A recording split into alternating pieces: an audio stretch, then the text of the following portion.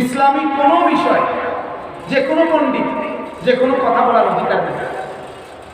এ ব্যাপারে সিদ্ধান্ত দেওয়ার ক্ষেত্রে অবশ্যই ইন্নামাল ইলমু বিত্তাআল্লুম, কারো ছাত্রত্ব শিষ্যত্ব গ্রহণ না করে নিজে শুধুমাত্র বই পড়ে পড়ে ব্যক্তিগত অধ্যয়নে গবেষক বনে যাওয়া, এটার অনুমতি কোরআন সুন্নাহর আলোকে নাই।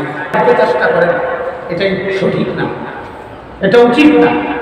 এবং কথায় কথায় বলে ফেলেন অমুকে কি জানে, তমুকে কি জানে, অমুকে জানে তমুকে জানে দেখে ওনাদের নাম ইতিহাসের পাতায় আসছে, আর আপনি জানেন না দেখে আপনার নাম নাই। কথা বলছেন না? আপনার নাম আমি গুরুত্ব না। আপনি যেহেতু পূর্বপুরুষ চিনলেন না, ফুকাহা উলামাদেরকে চিনলেন না, আপনি যেহেতু আবু হানিফা চিনলেন না, আপনি যেহেতু শাফিঈ চিনলেন না, আপনি যেহেতু ইমাম মালিক চিনলেন না, আপনি যেহেতু ইমাম আহমদ ইবনে হাম্বল চিনলেন না, আপনি যেহেতু ইমাম মুহাম্মদ চিনলেন না, আপনি যেহেতু ইমাম আবু ইউসুফ চিনলেন না, আপনি ইমাম জুফার চিনলেন না, আপনি মনে রাখবেন ওনাদের নামই থাকবে, আপনার নাম থাকবে না। আপনার আলোচনা হবে না, আপনি যা পণ্ডিতি করতে পারবেন, নিজের পণ্ডিতি নিজেই করবেন, কাম হবে না, লাভ হবে না।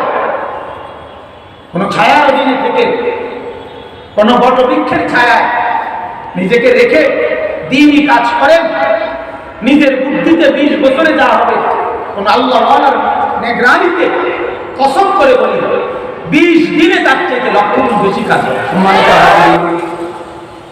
আমি আপনাদের সামনে কোরআনুল কারীমের 19 নম্বর পারা 26 নম্বর সূরা, সূরাটার নাম সূরাতুশ শুআরা।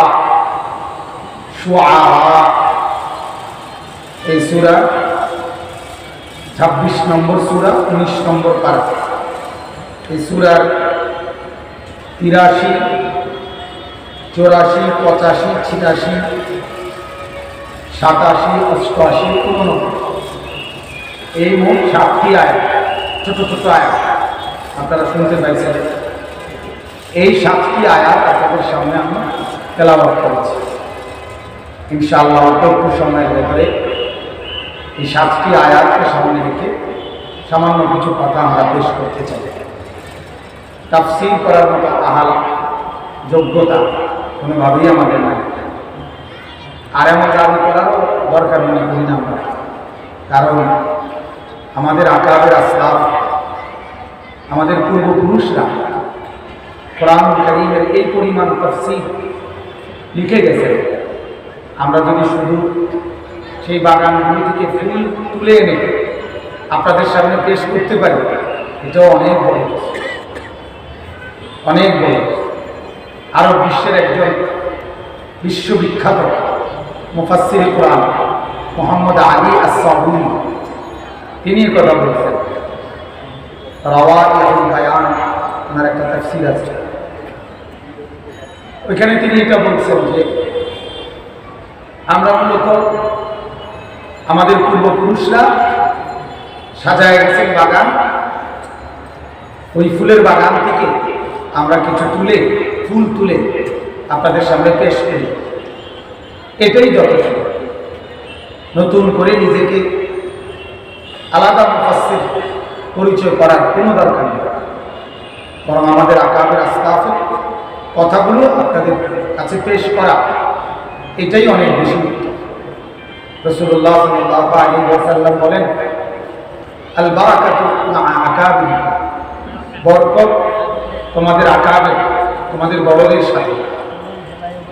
ওফি রিওয়ায়াতিন, আরেক রিওয়ায়াত আছে, আল খায়রু মা আকাবি, খায়র কল্যাণ তোমাদের আকাবের বড়দের সাথে।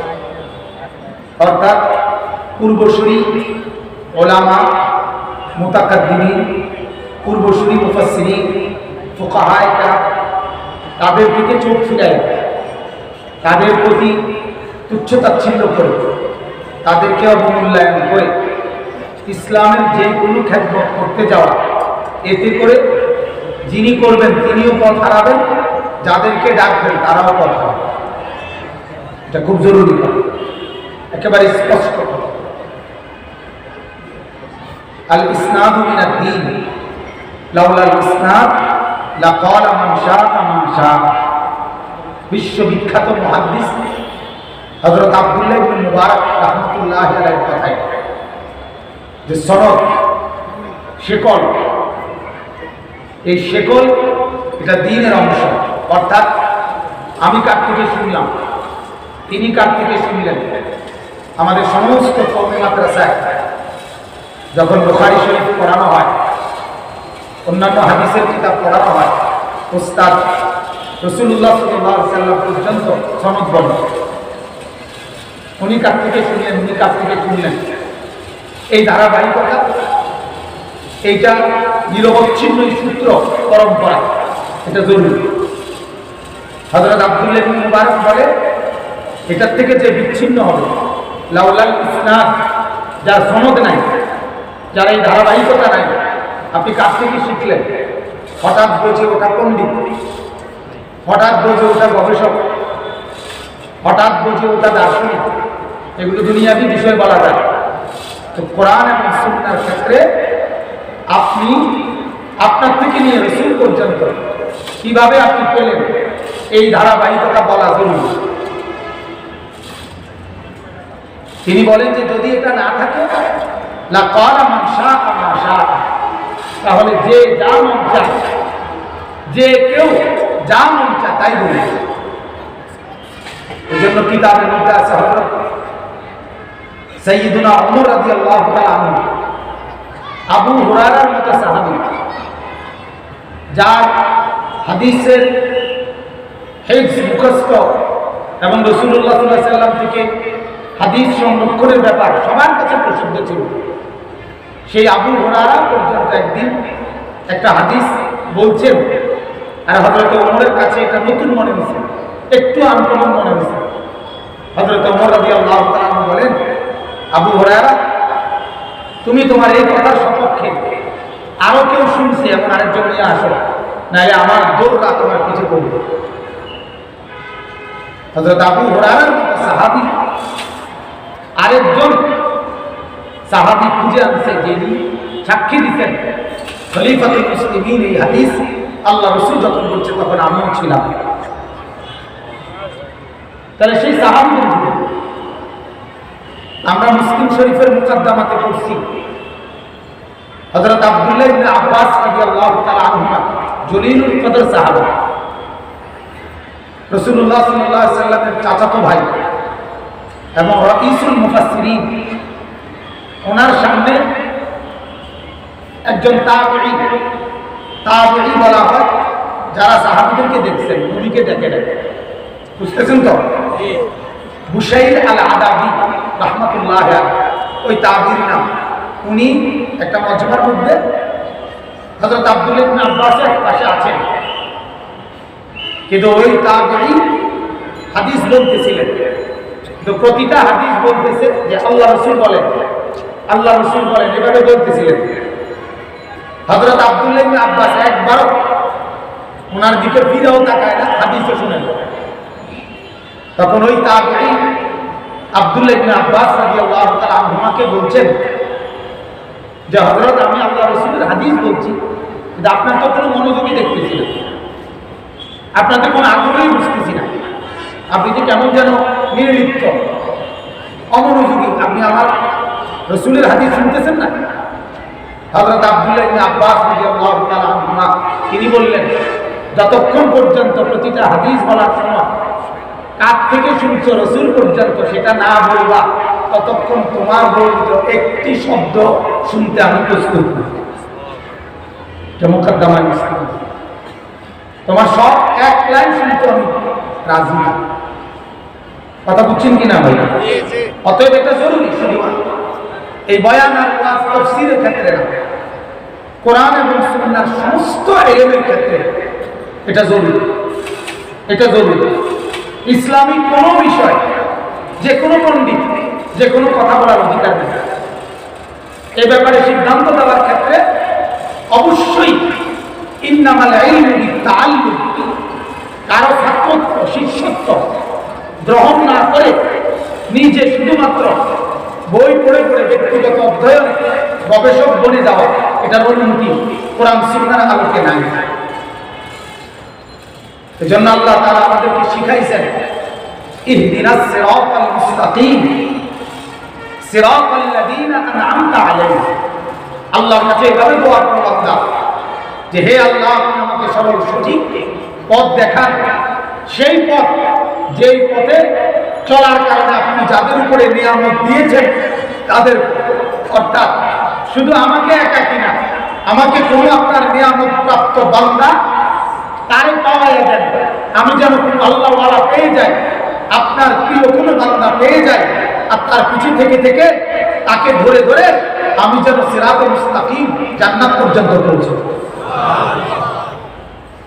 পাকিস্তান করাচি বিশ্ববিখ্যাত বুজুর্গ আরিফ বিল্লাহ আল্লামা মাওলানা শাহ হাকিম মোহাম্মদ আখতার রহমতুল্লাহ আলাইহি বলতেন, নকশে কদম নবী কে जन्नत के रास्ते अल्लाह से मिलाते हैं सुन्नत के रास्ते।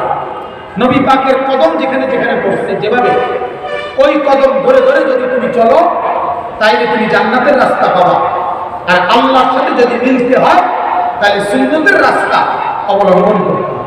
আর এটাও একটা সুন্নত যে সাহাবায়ে কেরাম কোরআন এবং সুন্নাহর সমস্ত উলুম আল্লাহ নবীর কাছে বসে নবীজির সামনে ছাত্রত্ব গ্রহণ করে এরপরে গ্রহণ করেছে। এটা একটা সুন্নাত, এটা একটা রীতি, এটা একটা নিয়ম, এটা একটা জরুরি। আল্লাহ পাক রব্বুল আলামিন রাসূলুল্লাহ সাল্লাল্লাহু আলাইহি ওয়াসাল্লামের জবান ব্যতীত এই কোরআনের একটি শব্দ পৃথিবীর কাউকে অন্য কোনোভাবে আল্লাহ পাক শুনতে দেয়নি। কি বলেন? কোরআনের একটি অক্ষর পৃথিবীবাসী শুনছে রাসূলুল্লাহ সাল্লাল্লাহু আলাইহি ওয়াসাল্লামের জবানের মধ্যে, এই জবান দিয়ে শুনেছে আল্লাহ। এই জন্য আমার অনুরোধ, বিষয়টা আমি একটু লম্বা করে বললাম। বর্তমান সময়ে আমরা অনেক সময় দেখি চেহারা সুরতে ঈমান আমলের নমুনা নাই, কিন্তু অনেক কিছু বুঝেন ইসলাম সম্পর্কে, বিভিন্ন রকমের মতামত ব্যক্ত করেন এবং নিজস্ব মতামত অন্যদের উপরে চাপায় দিতে চেষ্টা করেন। এটাই সঠিক না, এটা উচিত না। এবং কথায় কথায় বলে ফেলেন অমুকে কি জানে, তমুকে কি জানে, অমুকে জানে তমুকে জানে দেখে ওনাদের নাম ইতিহাসের পাতায় আসছে, আর আপনি জানেন না দেখে আপনার নাম নাই। কথা বলছেন না? আপনার নাম আমি গুরুত্ব না। আপনি যেহেতু পূর্বপুরুষ চিনলেন না, ফুকাহা উলামাদেরকে চিনলেন না, আপনি যেহেতু আবু হানিফা চিনলেন না, আপনি যেহেতু শাফিঈ চিনলেন না, আপনি যেহেতু ইমাম মালিক চিনলেন না, আপনি যেহেতু ইমাম আহমদ ইবনে হাম্বল চিনলেন না, আপনি যেহেতু ইমাম মুহাম্মদ চিনলেন না, আপনি যেহেতু ইমাম আবু ইউসুফ চিনলেন না, আপনি ইমাম জুফার চিনলেন না, আপনি মনে রাখবেন ওনাদের নামই থাকবে, আপনার নাম থাকবে না। আপনার আলোচনা হবে না, আপনি নিজা পণ্ডিতি করতে পারবেন,